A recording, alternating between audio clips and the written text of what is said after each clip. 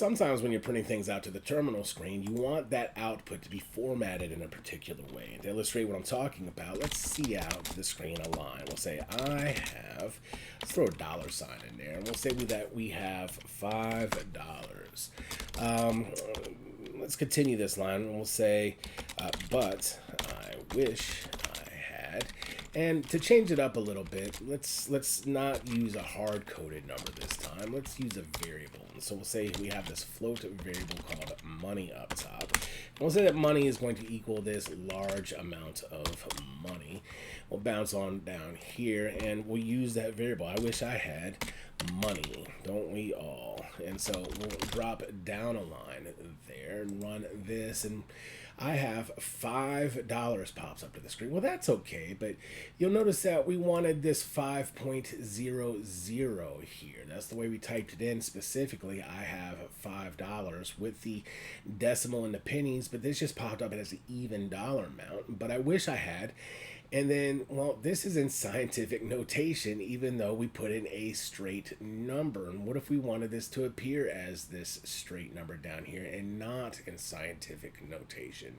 How do we fix all of this stuff? Well, as it turns out, there's a library for that. So let's bounce on up at top here, and let's include the IO-manip library, short for input-output manipulation. And there are manipulators within this library that will format your output for you. So the first problem that we had here was this 5.00 was showing up as just an even dollar amount. It was just showing up as 5. Well, there's a manipulator that we can use called the show point manipulator. And so we'll say show point, and easy as that, just include it as part of our output stream. Now when we run this, instead of the even dollar amount, well, it's wonky, but in the other direction now. It's 5 point and then a bunch of zeros afterwards. And then this is still in scientific notation. How do we fix this? Well, the manipulator that we use is ironically called fixed. It makes sure that there's a fixed decimal point in the output, and once again you just include it as part of your output stream here. Now these can be in any particular order, it doesn't matter. Fixed can be before show point can be before fixed. You just include it in there, right? And so now this is no longer in scientific notation, but it has the same problem as the other one, where there are a ton of spaces of precision after the decimal point. Well, there's a function that we can use now that we also include in any order in this output stream called set precision. And because set precision is a function, it gets a set of parentheses. Now the input to this particular function is the level of precision that we want after the decimal point. So we want 2 places of precision after the decimal point to look like money. So that's the input for the set precision function, is just 2 there. And so now when we build and run this, it looks like we intended. I have $5 with the appropriate amount of zeros and a decimal point, but I wish I had, and then here's a money amount with a decimal point, not in scientific notation, and 2 places of precision after the decimal point. So easy enough on that. Well, sometimes you want your output to be formatted maybe in a different way. Say that we were making a little bit of a table here, and say that we wanted to see out, I don't know, 3 columns worth of information, column 1, and then say that we wanted column 2, and say that we wanted column 3, right?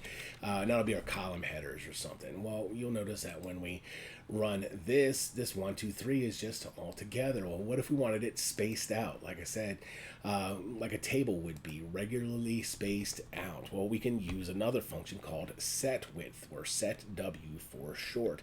And once again, you just include this as part of your output stream. So set W, because it's a function, it gets a set of parentheses afterwards. And then you just include in here how many spaces that you want this whole next column to take up. So we'll say 10 spaces. So in other words, what's going to happen here is that it's going to print out 9 spaces, and then it's going to print out this number 1, because the 1 only takes up 1 space. It's just going to make sure that the next thing that prints out has its own set of 10 spaces to sort of swim around in, right? Now, notice up here that this set, precision, show point, and fixed, all of these manipulators applied for the rest of the line. This set width guy only applies to the next thing being printed out. So you get your 9 spaces here, and then on the 10th space, you get your 1 printed out.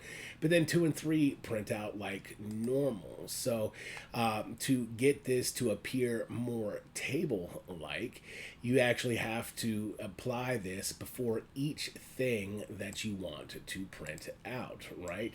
And so we'll copy this then, and we'll paste it in here. And so now 2 will print out in its own set of 10 spaces as such.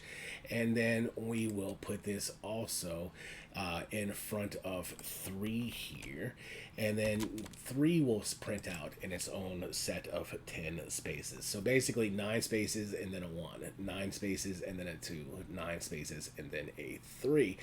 Now notice that all of this is right justified within the 10 spaces by default. You can left justify that if you would like. We can come up top here.